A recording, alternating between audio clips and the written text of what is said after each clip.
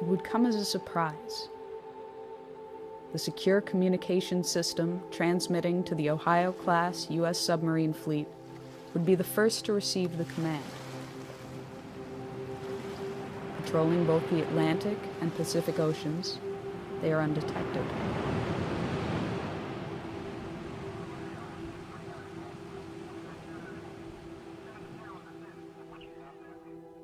"14 of the 18 warships are equipped with 24 Trident missiles each, Trident 1s and Trident 2s. The remaining 4 are armed with 154 Tomahawk cruise missiles, which can be outfitted with nuclear warheads. The fleet as a whole represents half of the United States' strategic thermonuclear capability. A single Trident II missile is equipped with up to 8 nuclear warheads aboard a multiple independently targetable re-entry vehicle, or MIRV. A single W-88 warhead delivers the equivalent of 475 kilotons of TNT. In the case of a full deployment, the United States could unleash over 400 such missiles with between 6 and 8 warheads each.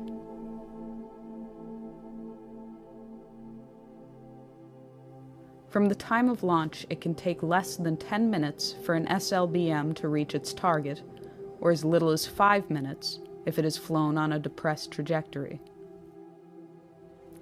This allows a very short margin for reaction.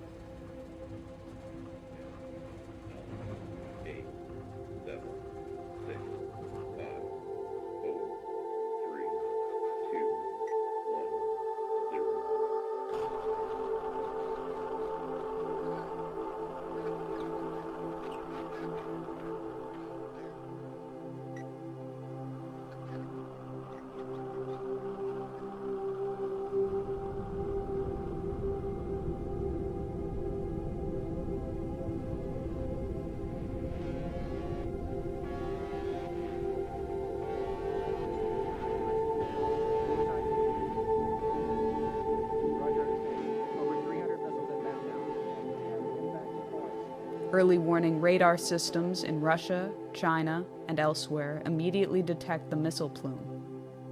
They can determine the trajectory and intended target of the missiles. Minutes fracture into seconds. This is not a test. This is not scheduled.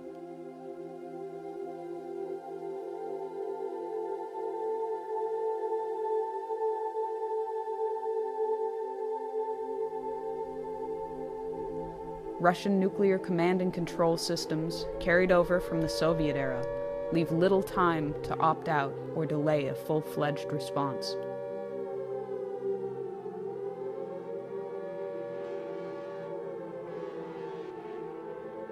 Within 50 seconds, the missile has peaked above the Earth's atmosphere. It reaches its top speed. The engine drops off. The bus releases multiple warheads as well as decoys. The radar systems on the ground are overwhelmed and unable to differentiate the two when they are in post-boost phase. Re-entering the atmosphere, the decoys burn off, and the warheads enter their terminal phase.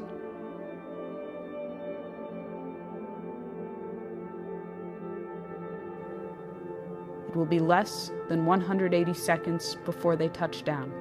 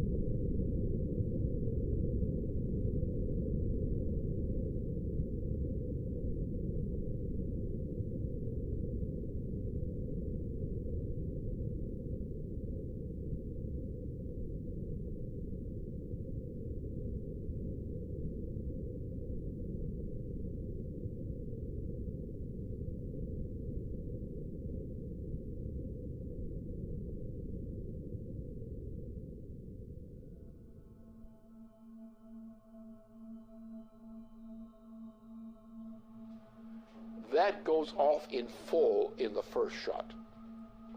Now you have in the submarines, you have the warheads you have not yet discharged. Those go along the way as a second wave. After that, you're pretty much out of weapons. After which, most everybody is dead. Most logistical systems are dead, non-functional. You have a situation where the effect of this kind of firing creates a continuing effect which may go for several years. Now, instead of having one bomb, which is it's a nuclear super bomb with thermonuclear implications.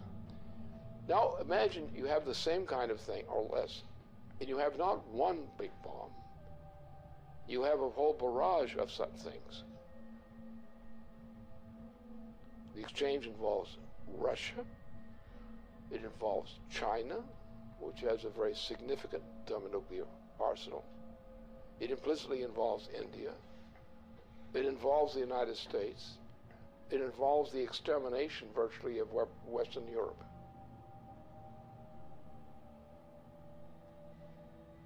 And this is what Obama represents. It's what he's intended.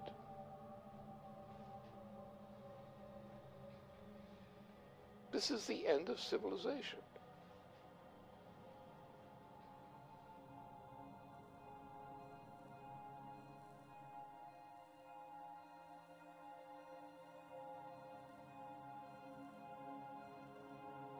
The flash was unimaginably bright. As the rain fell, the wind grew stronger and stronger, and suddenly, probably because of the tremendous convection set up by the blazing city, a whirlwind ripped through the park.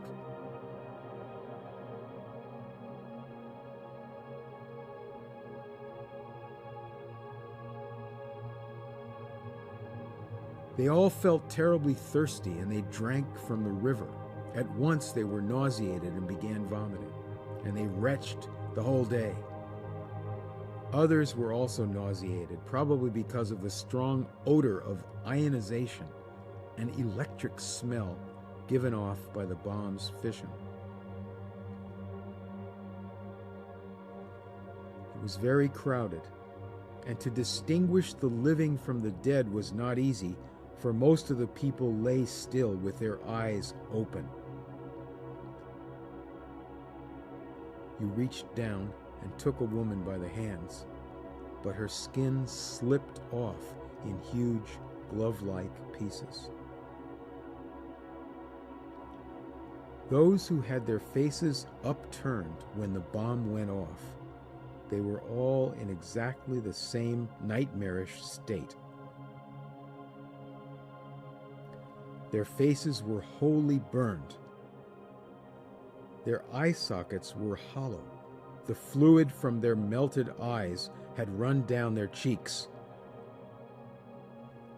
Their mouths were mere swollen, pus-covered wounds, which they could not bear to stretch enough to admit the spout of a teapot.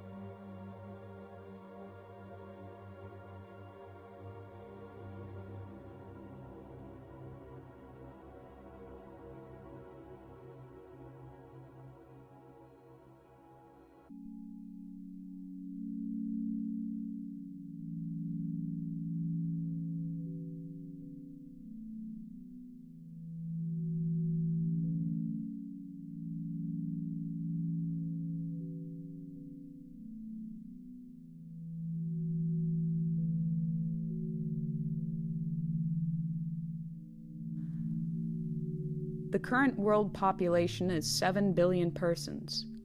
The current global nuclear arsenal is approximately 5,000 megatons.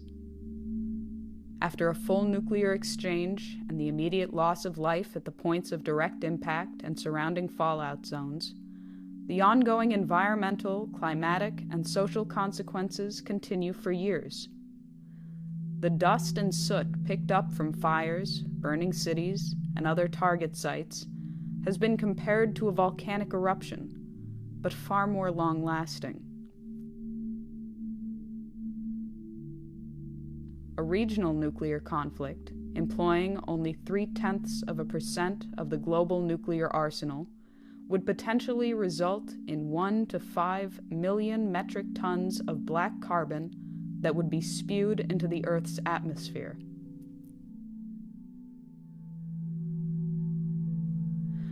A spring or summer attack, or an attack in the extended region of the subtropics, would inevitably cause the smoke injections to heat, absorbing shortwave radiation, and to rise.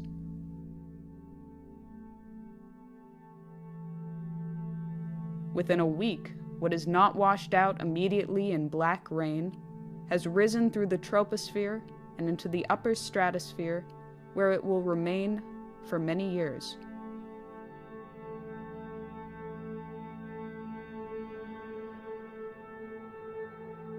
The smoke cloud and the absorption of residual particles plunges global surface temperatures.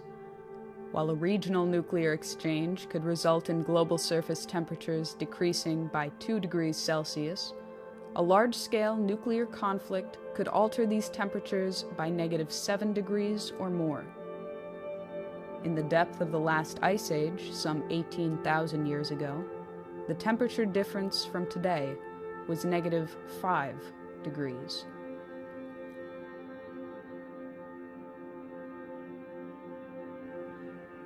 Famine for billions of people far from the target zones would be the result of a -2 degree change. Growing seasons would be shortened by nearly 3 weeks, wiping out crops. A change in 5 degrees would sufficiently ruin Canadian agriculture entirely. If world grain reserves were not destroyed in the initial exchange, reserves would last for 71 days, with little, if any, means of transportation.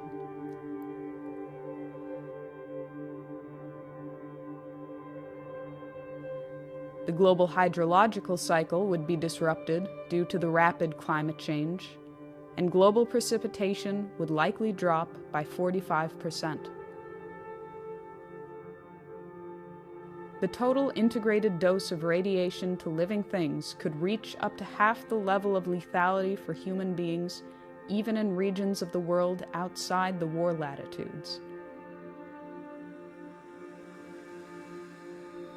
If nuclear installations were targeted, including plants, fuel cycle installations, and waste dumps, and nuclear materials were vaporized, it would create a very long-lasting impact on survivors.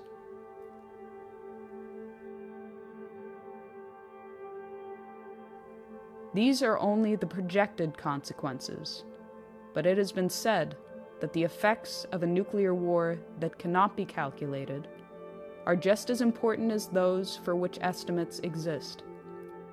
Both, however, are subject to very large uncertainties.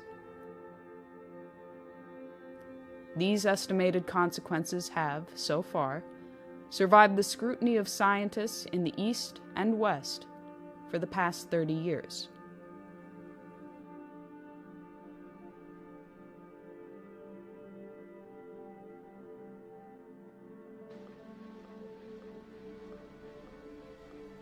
This is a full-scale commitment to an attack on the entire Eurasian continent, especially the Asian side.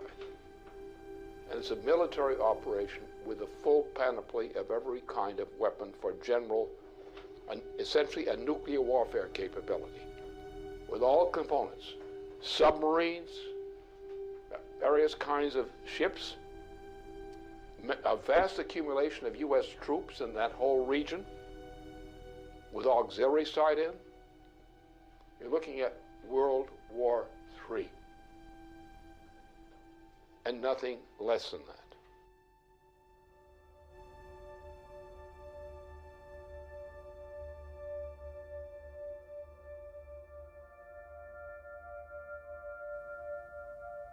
In the period of late 2011, U.S. President Barack Obama inaugurated a Pacific Century, or a Pacific Pivot, which expands U.S. military presence in the naval theaters of the Pacific and Indian Oceans. This expansion has been seen as an attempt to contain China and erode its regional sovereignty by building up a presence in bordering territories.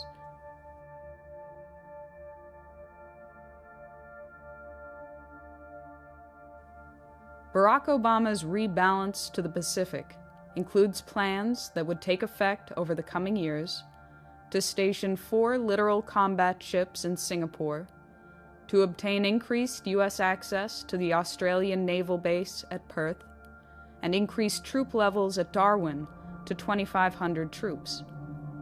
There are also plans to expand troops in South Korea to 28,500, to expand troop presence in Guam, the Philippines, Japan, and to maintain the forward deployment of U.S. aircraft carriers in that theater. China has responded to increased U.S. presence in the Pacific with the Area Denial Anti-Access Strategy, Chinese military measures to keep adversaries out of strategic territory bordering their country, in particular the East China Sea. In addition, the Pacific Strategy also includes a missile defense shield, which would be on the soil of South Korea, Japan, and Australia, targeting Asia and the Middle East. As a response to what was seen as an Asia-Pacific arms race, Chinese press indicated that to improve its security, China would upgrade its nuclear weapon capability.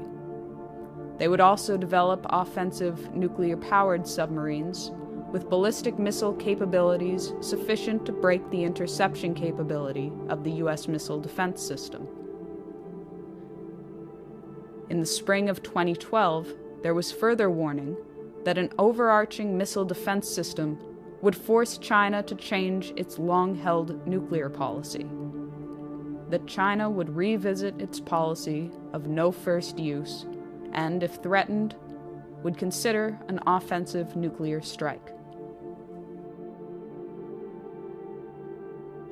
We've begun a review that will identify our most important strategic interests and guide our defense priorities and spending over the coming decade. So here's what this region must know. As we end today's wars, I have directed my national security team to make our presence and mission in the Asia-Pacific a top priority. As a result, reductions in U.S. defense spending will not, I repeat, will not come at the expense of the Asia-Pacific. My guidance is clear. As we plan and budget for the future, we will allocate the resources necessary to maintain our strong military presence in this region.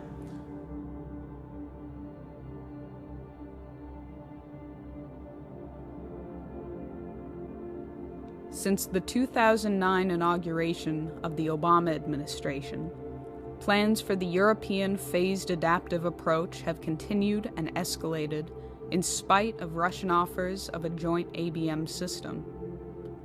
In May 2012, NATO announced that Phase 1 of that system was operational.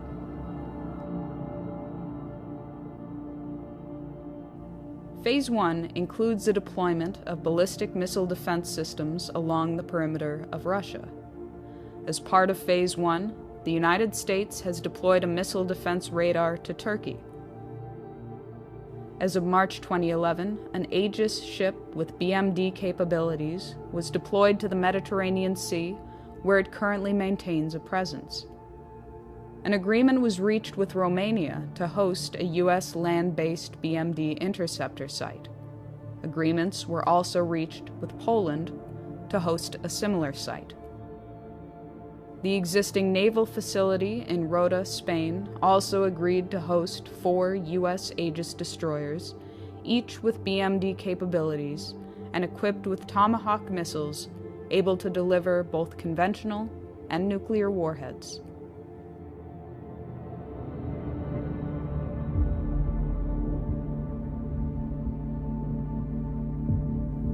Responding to the inauguration of Phase 1, Chief of the General Staff of the Russian Armed Forces, General Nikolai Makarov, warned that while a joint U.S.-Russia development of a BMD system was an option that should be pursued, the continued buildup of a BMD system on Russia's border was seen as a threat to Russian security and a provocation.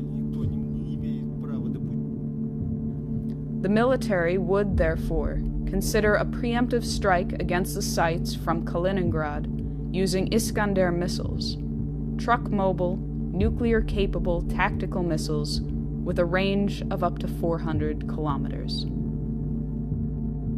Размещение новых ударных вооружений на юге и северо-западе России.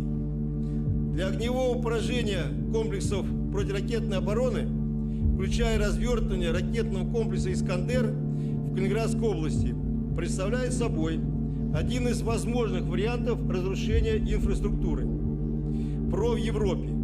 С учетом дестабилизирующего характера системы ПРО, а именно создание иллюзии нанесения безнаказанного разоружающего удара, принятие решения об упреждающем применении имеющихся средств поражения будет приниматься в период обострения обстановки.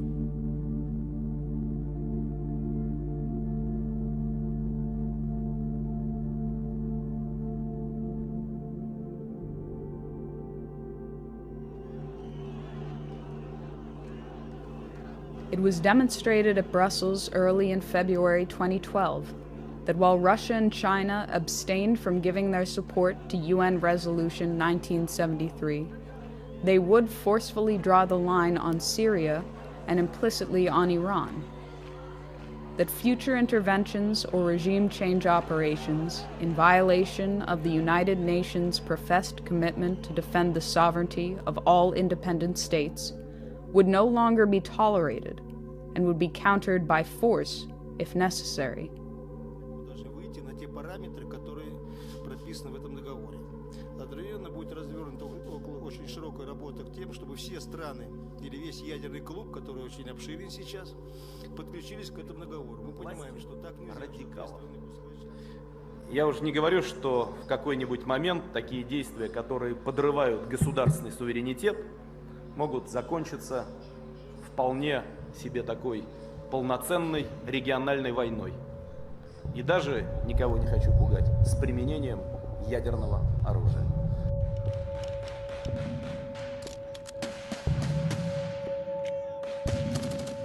In a speech before the 18th General Assembly of the United Nations, President John Kennedy warned even little wars are dangerous in a nuclear world. Today it has been through the hardline preventive actions taken by the U.S. Joint Chiefs of Staff and the Russian military and political leadership that have held back the tides of a threatened international conflict. Simultaneous with these delays, the economic conditions in the transatlantic have deteriorated to the point of imminent breakdown, while the Eurasian region has enjoyed relative prosperity in comparison.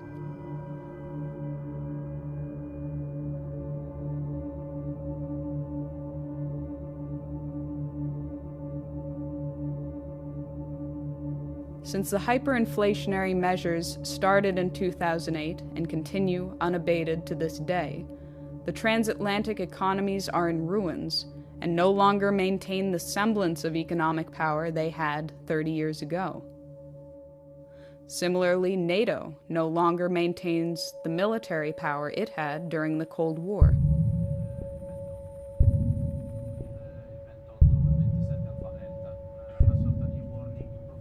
Only the United Kingdom, France, and the United States, among the NATO countries, maintain their own nuclear arsenal.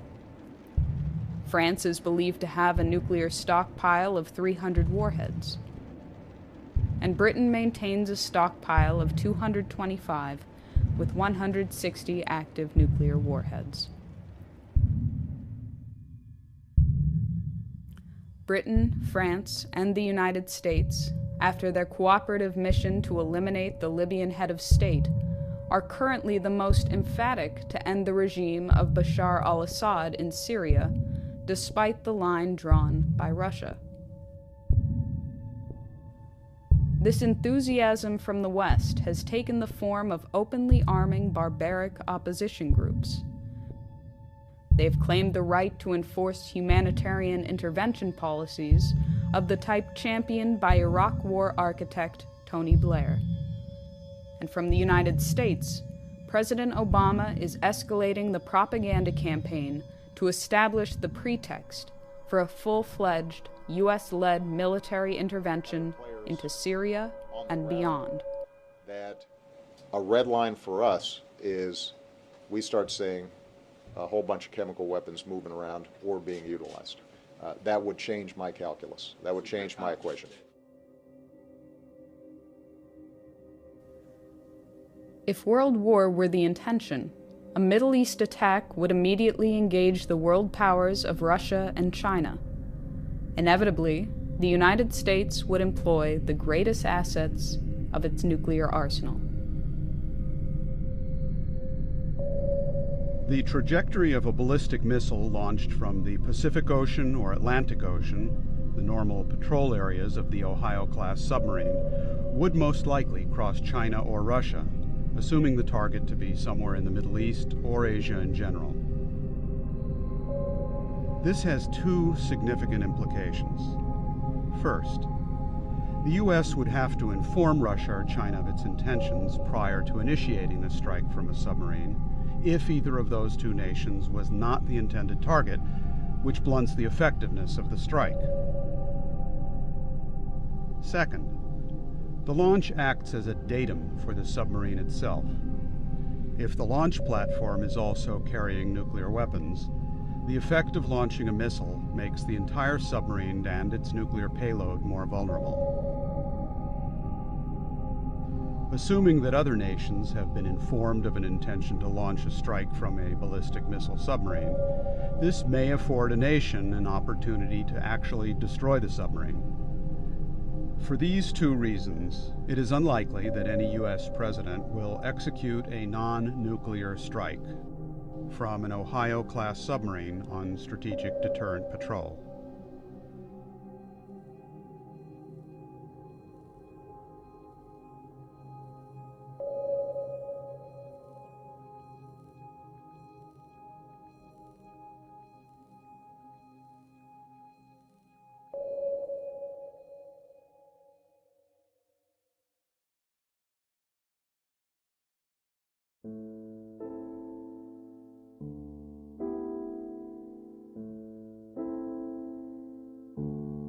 At the commencement of the August 1983 Erice Conference on the technological basis on which to build peace, Chairman Antonino Zikiki spoke of the consequences to humanity and the planet as a whole if a personality came on the scene foolish enough to provoke a worldwide thermonuclear confrontation.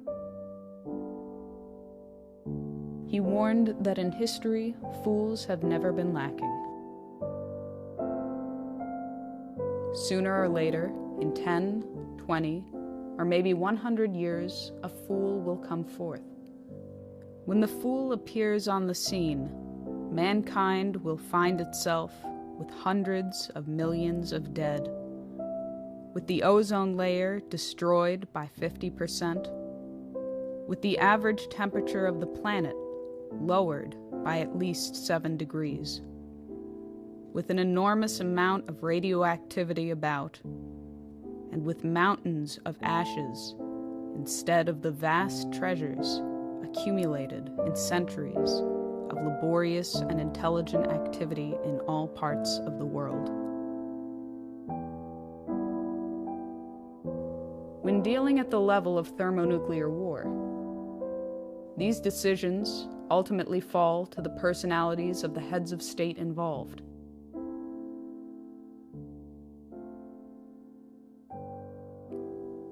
When the American people chose Dwight D. Eisenhower to lead the nation, it was his handling of the Suez Crisis which drew us back from what would have inevitably escalated into nuclear war.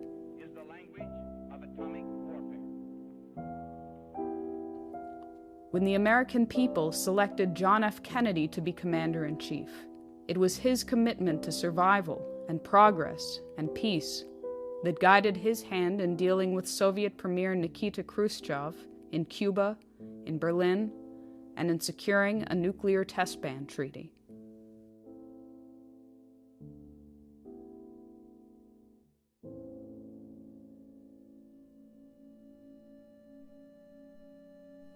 Today, the American people have chosen Barack Obama, who, at the earliest phase of his presidency, was already moving the apparatus into place that could and would trigger a worldwide nuclear holocaust. Obama, on his part, is clinically insane. His state of mind, as manifest, is that of a clinically insane person. And it's a clinical insanity of the Nero type. So therefore, he is in a mood and on a road toward his own self-annihilation, whether as a personality or even more drastic measures. That is coming. This man is a type who is capable of suicide. This may be the first clear suicide case in the U.S. presidency. He's in the direction of getting there. Whether he actually gets there, the fact remains he's now developing rapidly in that direction.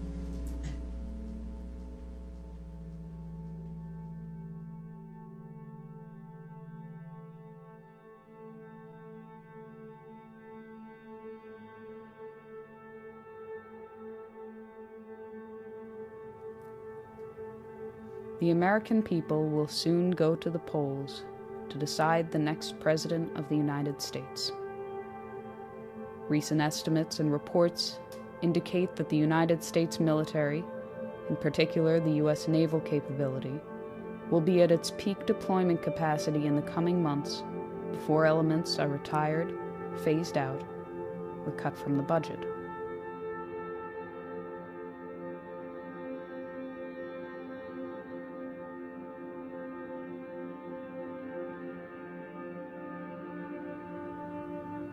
If ever there were a time to launch an attack, it would be now, in these coming months.